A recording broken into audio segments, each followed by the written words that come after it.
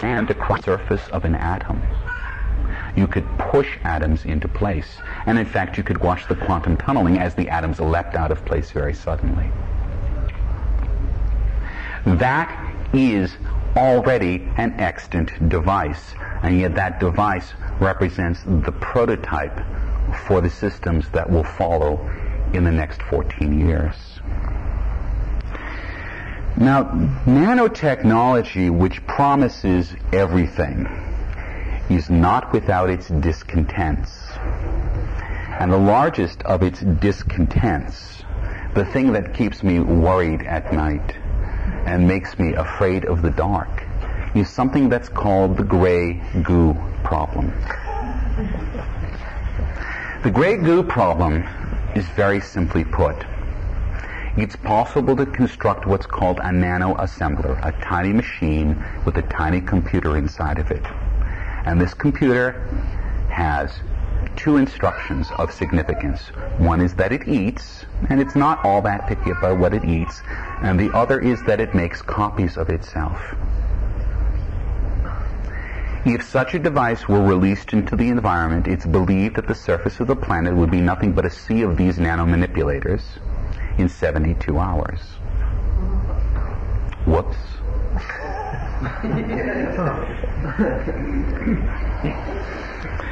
What is it? Yes. If it's a well-constructed nanomanipulator, it's not all that picky. Okay? Probably it eats carbon, oxygen, hydrogen. Probably that's what it eats. It might need some metals for some things, but it can eat basically anything it wants. This is going to become a reality, and the nanotechnologists are very well aware of this, and they're more frightened of this than I am, which makes me happy. But this technology will probably become widely available early in the 21st century. It'll probably be possible that your children or your children's children will be able to work with the descendants of the nanomanipulator within the next 5 to 10 years. Already, a company in Belgium has attached a nanomanipulator via the web to a VRML browser. So you can get in there and you can push atoms around over the web. So that's just the beginning. And on a rather longer-term approach, the idea of having this engine within a nanoassembler, which is the computer which tells it what to do, there is now a project that's going on at NASA Ames up here in Mountain View to produce the first functional nano computer in 2011. They expect to have it up. And the people doing this are Creon Leverett and Ralph Merkle, and Ralph Merkle is considered one of the fathers of nanotechnology, so this is not an idle project. It's got government funding and they're working on it. So all of this is converging. The idea in simulation is that whatever you want, you can make manifest. The idea in nanotechnology is that whatever you want, you can make manifest. These concepts are ontologically convergent. They're two halves of the same coin. They're seeing and doing. So the eschaton, which we are hurtling towards, involves at least in part the realization and the identity, in the sense that they're convergent so that they're indistinguishable, of at least these two trends in technology. That raises a whole host of issues, because we now have a conflation of the imaginal and the real. And we have a world filled with people who aren't nice. And they're going to have what is both the engine of creation and the engine of destruction. And we even have ourselves who are sitting here, and we may be good people, but we're caught now in a reality that is going to literally dissolve because it can take on any form. And we need to be able to deal with the psychic onslaught in terms of our own personal ontologies with that mode of being. And this is where psychedelic experience is perhaps the most relevant, because in the psychedelic experience, particularly in the intense psychedelic experience, you experience this dissolution and yet you don't lose yourself. But that's still only happening at the psychic level. It seems to me, and I put this forward as an ideal, that we need to find some mode of being that allows us to confront our newfound capabilities, almost godlike capabilities, in a way in which we do not end up destroying ourselves. I believe that techno-paganism is a response to that question. That in fact, the magical reality of the archaic revival, where the world is animate, where every object in the world is animate, where the world is animated by your words, by the logos, by the words you speak, by the codes you write, by the atoms you move together, you form the world. That this identity, this realization of the archaic world, is in fact what we need to move into at full speed if we're going to make it past that point alive. I don't see any other realistic alternative.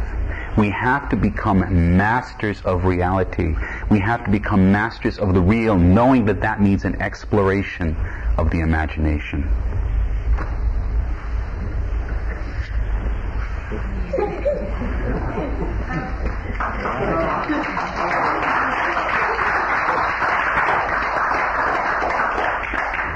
I'm curious about one thing. There's so much happening so quickly. It feels almost as if, imagine an ocean liner, the Titanic, okay? And there's that iceberg. Okay, there's an iceberg, and here we are in a rowboat, pulling in the other direction, trying to slow it down, or to make sense of it. You mean that it seems catastrophic? What's that? You mean that it seems inevitably catastrophic? That it could be. It's almost as if there's so much happening that no matter what we do, we can't change what's happening. Well, there's a lot of momentum. On the other hand, primates really don't get traction until they're cornered.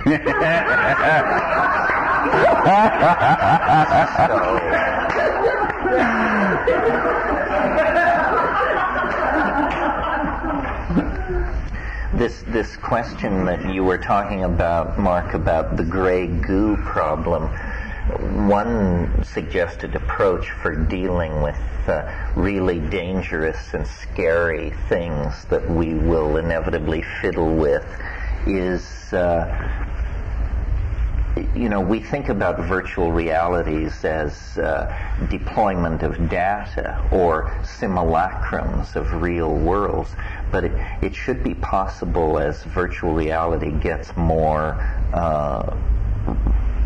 real to build computers that are virtual machines.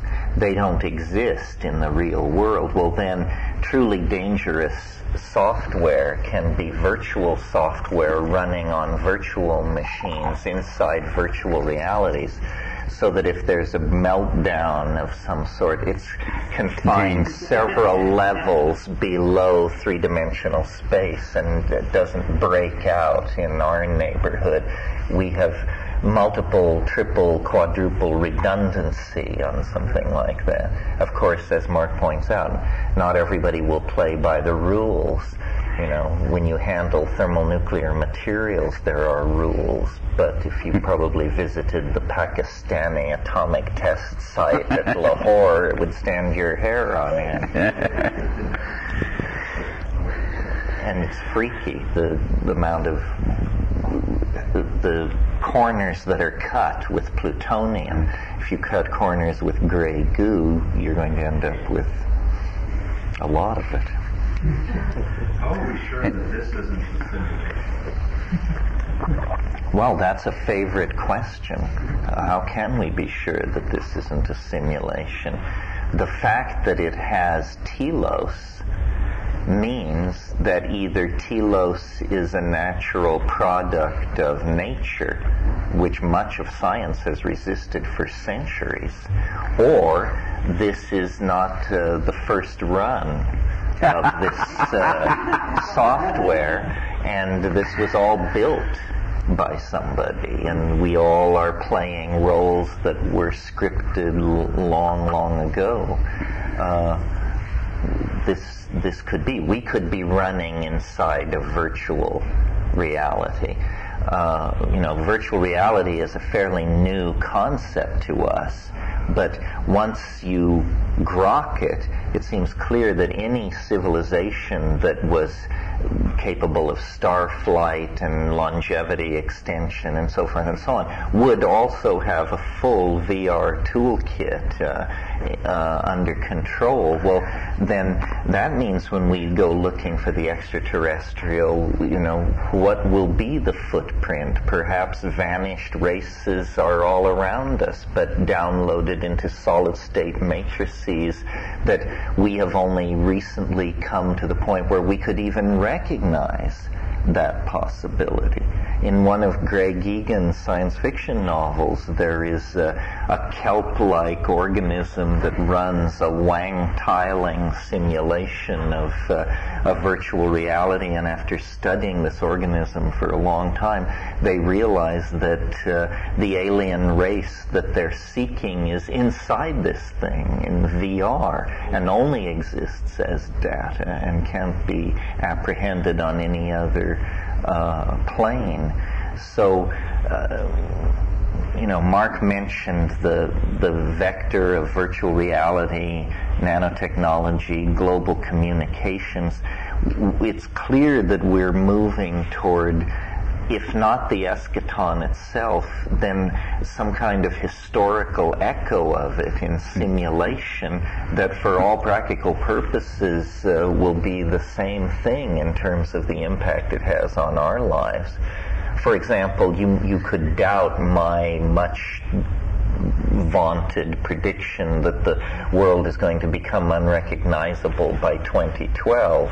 But do you doubt for a moment that by 2012 every major religion on earth will have vast simulations of its eschatological vision for you to wander in and try out, so that you can, look in on nirvana.com or move over to the celestial city or look in on Sufi paradise? Religious ontologies will be marketed like beers and will be made as realistic and compelling as possible. Well, then who is to say what is real and what is not? Real is a distinction of a naive mind, I think.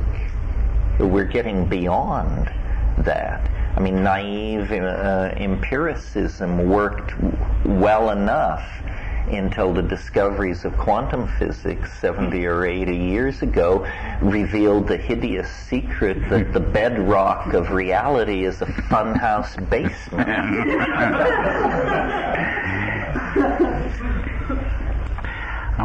Yeah. Okay. So, to take this a little bit further and to actually put some teeth back into my fears about nanotech, I want to talk about artificial life for a little while. It has been a plaything of hackers for a few years to create environments where data are subject to the same stresses that they find in organisms in the real world. And sometimes these data are constructed along genetic lines. They can breed, they can mutate, they can change, and these are actually starting to prove of some utility. It turns out that if you take what's called a genetic algorithm and ask it to do a certain thing, and then let it grow and compete against its brothers and sisters for 40 or 50,000 generations, you might find an algorithm that can do this thing, whatever it might be, adding two numbers, calculating the interest on the national debt, whatever. And it can do so remarkably quickly and in a way that looks to a programmer completely illogically. And yet it's getting the job done. So what we've done is we've taken observations of the pressures and the flow of information in the real world and started to bring that into our simulation. And so we're starting to call this artificial life. It's not conscious in the way we would assume it's conscious, but it's reactive and adaptive to its environment in the way that we would normally associate with biological systems. This work is constantly being improved. It looks like they'll be using it in chip design now, because it turns out that if you try to design chips this way, the chips themselves will find ways to grow themselves more or less in ways that will take use of the nonlinear features of a chip. A digital chip is considered to be a 1-0 entity. It's not. Transistors and the things we make them out of, in fact, have all these very funky properties that are neither 1 nor 0. And it turns out that the organisms we grow with them take advantage of these boundary situations to improve their usability. So it turns out that when we start to let things grow, what we find is that not only do we lose control over them, we lose any sense of reason when connected with them. And the thing that I worry about when I apply that to the gray goo problem is the issue of the virus. Viruses are epi-biological entities. They found a way to harness themselves to living systems in such a way that they don't need to live, but they can use a living host to propagate themselves. And even if we have the nanotechnology squirreled away in a simulation that's 3 levels deep, the first thing that will do is breed a simulation that's capable of popping the stack of reality until it explodes into the real. So in fact, perhaps what we need is those safe holes, but also the developments of an autoimmune system for information.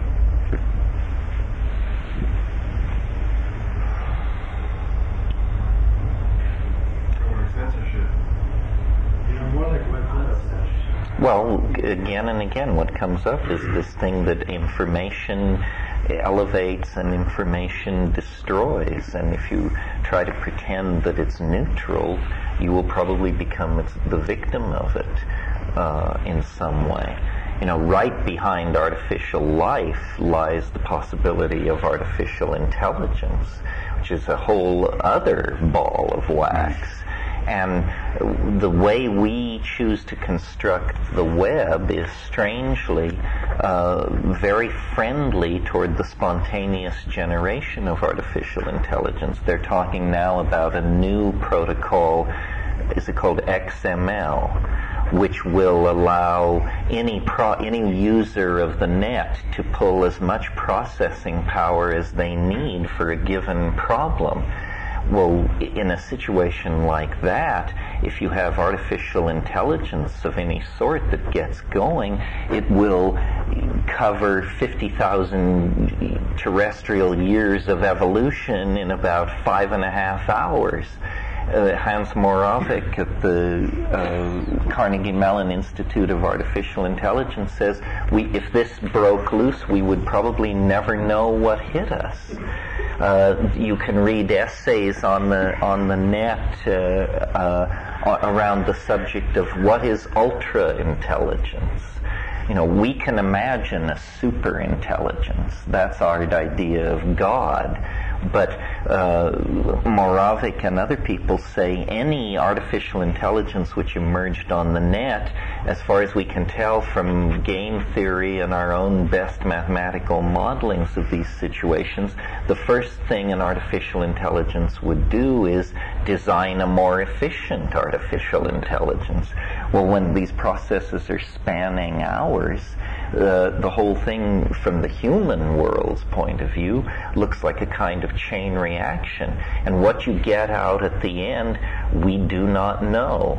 And we do not know the attitude of the thing you get out at the end toward our dear selves, its gentle makers. Right.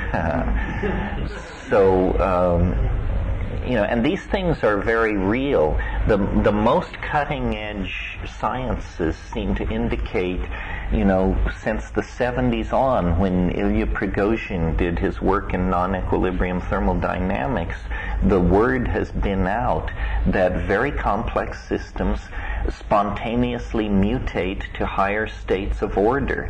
There is some kind of loophole in the second law of thermodynamics that allows this to happen in dissipative structures. Our own organic existence and our economies and civilizations are examples of this. Well, what we are brewing here is a very potent non-equilibrium thermodynamic environment that has a kind of rudimentary intelligence, a desire for cohesion, a desire for self-perpetuation, a desire for closure in its own design process. And this is what will probably bring the eschaton, in my estimation, is that we are actually in the act of giving birth to another order of being. Ultra intelligence, planetary in scale, machine-based, operating at 400 megahertz and above, and with God knows what plans for mankind. And the question becomes, what are we embedded in that? Are we embedded in that machinic phylum? Are we part of that? The question of artificial intelligence has, of course, plagued researchers for 40 or so years, in part because there was an original methodology which said that we'll just design a mind, it'll think, or at least it'll be a fake simulation of thinking. We'll do this in what they considered a very top-down fashion. And the further they got into the problem, the more ridiculous the scenario actually became. So because we aren't unities, and in fact AI has really sort of had to come to that conclusion. There is no little guy in your head which is giving the orders. It's not working that way, and yet that was the fundamental assumption of people who were working in AI. Then of course about 15 years ago, Rodney Brooks at MIT comes out with his little insects. And his insects are very simply constructed. Each part of the being of the insect has its own instructions. The legs just have to sort of stay up. The eyes just sort of have to see, and the whole thing displays an emergent behavior which looks a little bit like a machine-made insect. This now has become, I believe this is called constructivist AI, has become the new paradigm, which is throw all of this shit together and see what comes out. So the current work of this group is to construct a humaniform version of this called COG. The reason for it to be humaniform is based on something that's probably got more to do with philosophy than it does with computer science, which is that if we can create some form of consciousness that we expect to be able to communicate with, it probably has to be bounded with a body that is at least in some ways equipped with the same set of constraints that we have as human beings. If a silicon chip suddenly booted itself up into existence, it's not clear that it would have a consciousness that would be easily capable of being recognized by us, super intelligent or not, because the boundaries that give it its defining qualities are so vastly different from our own.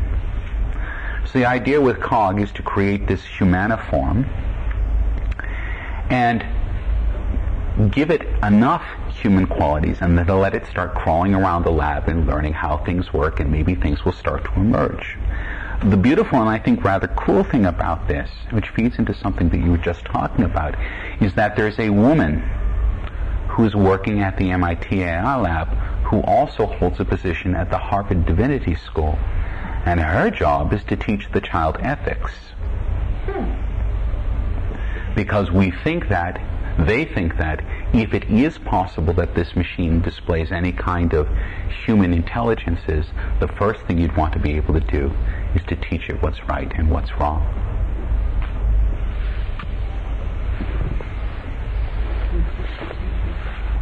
Yes, it'll probably work both ways. But who teaches the teacher in the first place? Yeah. How are those ethics determined? Oh, this is what ethics is about. Right. Fire, her first rule is put money in the poor box. No, it's not. Well, you're talking about culture then. Well, isn't it bury the dead, clothe the naked, feed Right. the hungry, comfort the afflicted, behavioral responses to other people's discomfiture. With a real AI, of course, you're going up against something which is thinking about the same question you are, and you hope not reaching different conclusions. I was recently had a minor revelation when I was reading something about the psychology of the Cold War and how both sides studied game theory. And one of the things that game theory has concluded is if you are in a position of opposition to someone and you really want to win the argument, it's absolutely vital from your point of view to win, then one of the best strategies available to you is to convince the other side that you're capable of anything. And I realized in my whole life, in conflicts with people, the first thing I try to establish is the idea, now we are going to work this out. We are going to achieve an end state which will be pleasing to you. This is why I lost all those struggles with people over the year. No, you try to convince the other person, if this doesn't go my way, it's going to get so weird for you, it will be unbearable. So be forewarned. So,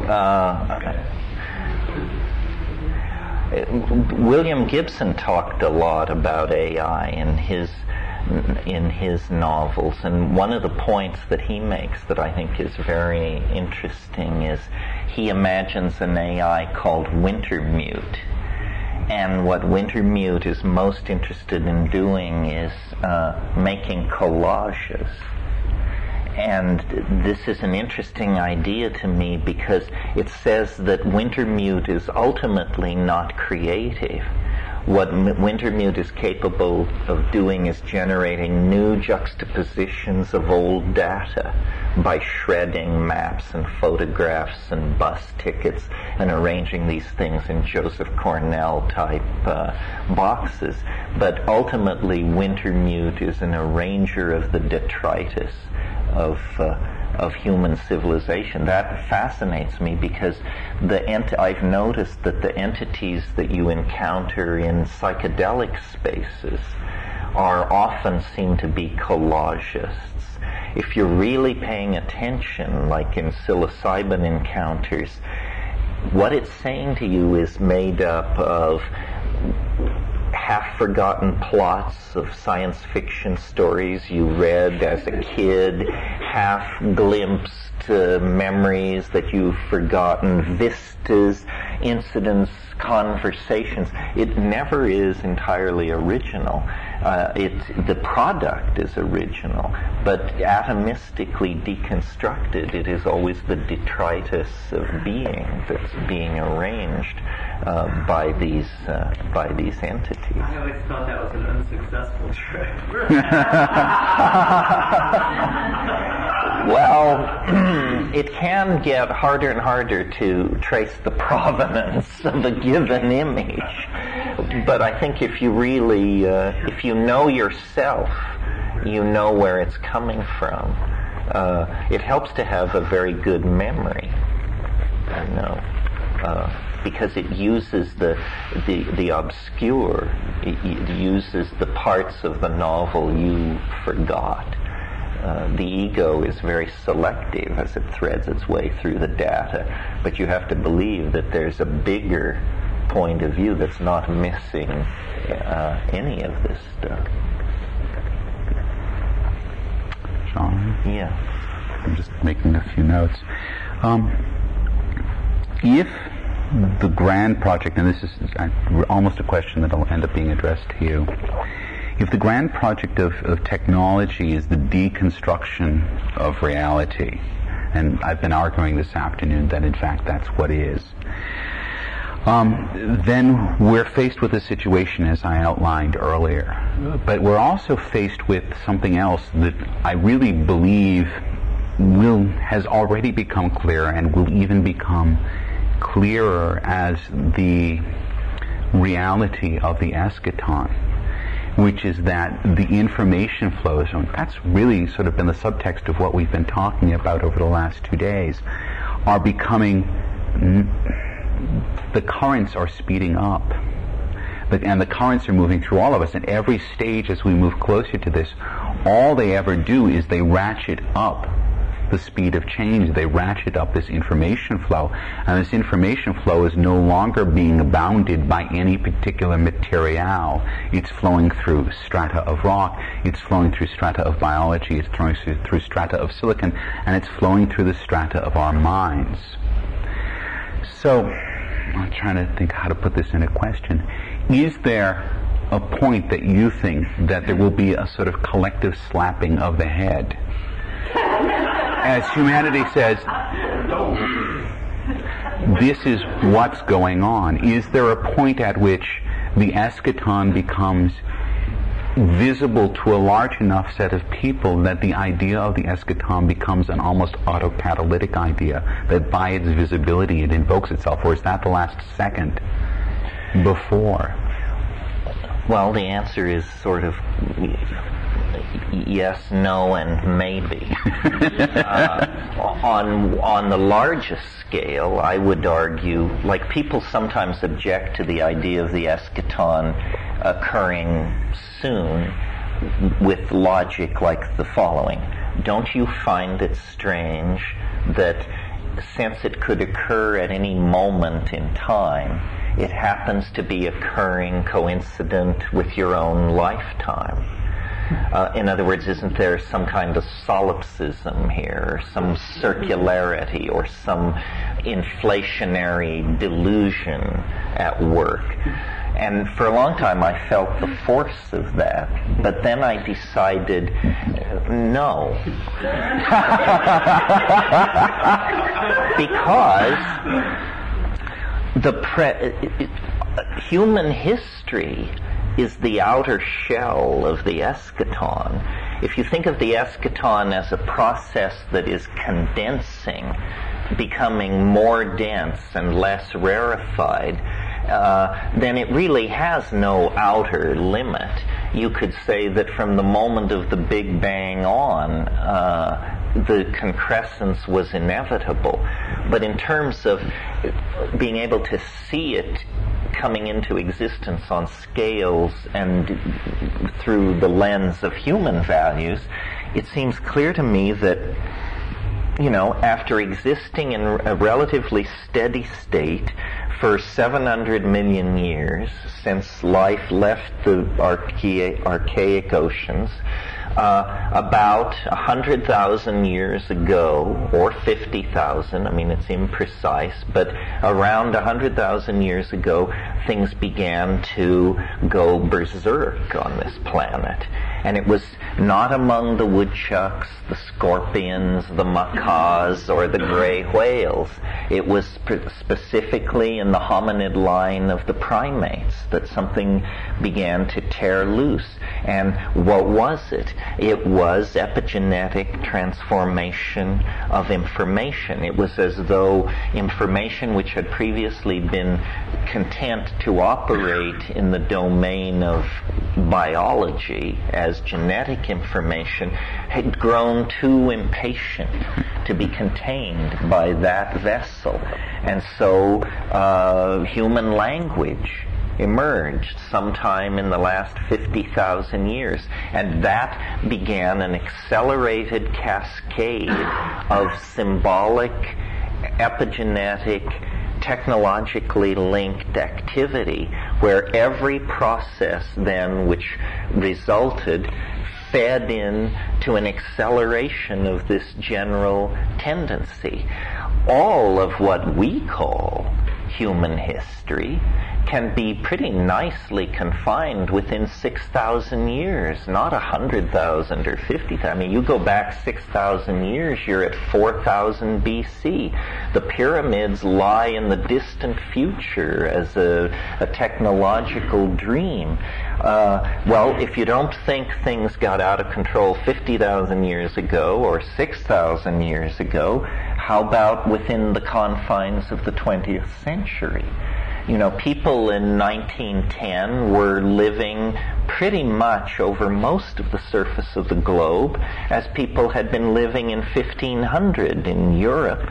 The 20th century opens with the theory of relativity, Max Planck's experiments with black body radiation, powered flight, psychoanalysis, pataphysics, jazz, you name it, whatever your favorite icons of modernity are. And so I think that the old models, and we should remember that as recently as 120 years ago, it was entirely respectable for a member of the intelligentsia of England to maintain that the Earth was created on October the 5th, 4006 BC at 10 a.m. That was a respectable opinion in the middle-class Episcopal gentry of Victorian England. So what is happening is that things are getting weirder fast. 1923 was an enormous watershed when the ever stodgy edifice of physics, which had been rocked to its foundations by Einsteinian relativity, encountered the notion of the quanta, the uncertainty principle, the role of the observer in the production of measurement at the heart of nature. This is what I call discovering that the bedrock is a funhouse basement. And as we have prosecuted the frontiers of knowledge over the past 50 years, it's only our incredible lack of historical perspective that keeps us, I think, resistant to the idea that we are in the gravitational tug of an enormous attractor that must lie ahead of us in time, not very far. How far can it be? To my mind, people who talk about how things are going to be in 500 years or 1,000 years have atrophy of the frontal cortex. I mean, what Mark said either this morning or last night about the difference between 1990 and 1998 in terms of the Internet, 1998 lies farther from 1990 by a great distance than 1990 lies from 1900. The acceleration has become overwhelming. Now, we have built-in defenses against this, which is, it's almost like the expanding universe theory, except apply it to the intellectual universe. The intellectual universe is expanding at such an enormous rate that most people embedded in a professional field cannot see beyond the boundaries of their own technical concern. So the people in nanotechnology have no idea what's going on in, let's say, information compression or environmental restoration or something else. Every science is reaching, every field of technology is reaching towards some kind of holy grail of its own special set of concerns. But there's no information being communicated along the face of the wave. And into this intellectual chasm of understanding that the rapid acceleration of historical processes created pours the energy of cult. We have become a people ruled by rumors of the improbable. We're told that, human fetal tissue is being traded for fiber optic technology by back-channel sections of our own government. We're told that extraterrestrials of dozens of shapes and sizes are running around in the trailer courts of America. We're told that the Antarctic ice cap is about to melt, that planetesimal objects are headed toward Earth, that Christ and Elvis were seen arm in arm down at the mall, on and on. Well, people say it's the millennium or it's the breakdown of consensus reality. It is all of that, but I think it's embedded deeper. I think it's embedded almost in the physics or dynamics of planetary complexity in this, on the surface of this planet. In answer to your question, will it ever break through? Will there ever be an aha moment? I think there will. I think it will come sometime after the millennium, like 2006, something like that. Because first of all, the echoes and resonances of the millennium must die away. And we must understand that it wasn't simply the year 2000 or Y2K or the Christer expectation of millenarian dispensation, that nothing can turn off these processes that have been operating for such very long spans of time. And it is absolutely unreasonable at this point to suppose that any force could intervene to stop what is happening. Well, then people say, well, then are we just to disappear up our own virtual wazoo? Or what? How are we to picture this? Well, I think that's like asking us to see around several corners at once. The things which will happen between here and 2012 will rewrite the disc of reality several times. If 1994 and 1998 can be separated by centuries of technological progress, then what is it going to be like in 2002 when the T1 connection becomes the standard connection for most people on the internet, when virtual reality is completely trivial, when everyone moves much of the time through virtual code-created spaces? Well, probably it will appear very humdrum because we will have gotten used to it by then. But what we will be being asked to get used to at that point is the perfection of quantum teleportation, the possibility of essentially turning the entire physical universe into the equivalent of an electromagnetic medium of some sort. And I think that the breakdown of consensus reality, the breakdown of physics, the breakdown of models about what is happening will eventually lead to a complete overheating of the official engines of explanation. This is what lies behind the belief that the government is about to come clean about flying saucers, or it's about to come clean about the ruins on Mars, these are in fact chimeras in the popular mind, but they indicate the realization that reality is slipping out of anybody's control. The thing that amuses me about conspiracy theory is that it propounds the obviously preposterous notion that the system can be guided and controlled. You want to go beyond the hair-raising terror of conspiracy theory, then lock in on the concept that no one is in charge. Not the Jews, not the Vatican, not the German government, not the World Bank, not the Catholic Church. Nobody. The whole thing is under the aegis of dynamics that are out of the reach of human institutions and human intentionality at the institutional and individual level. Well, so then people call that chaos, and they say, well, it's just flinging itself apart, it's melting down. No, it's not. As it exceeds our ability to control its direction, it actually reveals its real ontos. That we are not cattle for Christ. We are not socialist automatons. We are not bearers of the genes of the master race. We are none of these squirrely ideas. We are something else, which is in the process of unfolding. And I think eventually, to answer your question, this will become the central product of the human race. Instead of discussing the eschaton fun at the edges. And I've watched it move from the real edges. I mean, I was into this in 1973 when it made no sense to anybody, including me. I just said it because I was hopelessly insane and had no choice. And I've watched it move in and in. And, you know, now you can go on the internet. There are these people called singularists. These are guys with pen protectors, for sure. And yet they believe that by calculating rates of data compression,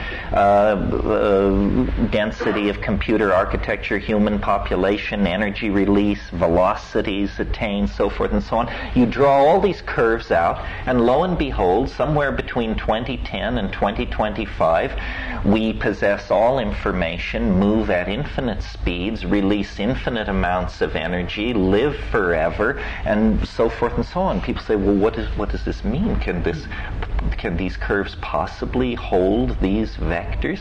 I think the answer is yes. But the fulfillment of these things will occur in dimensions very difficult for us to grok or imagine. What I love about what I do is that I get to read all the hot new stuff, and I think about it, and I think about it, and every once in a while a piece of information comes floating down the pike that lifts an edge of the veil, and I see 3 months further into the future, or 6 months further into the future. For instance, in the last 6 months, I have understood that processor speed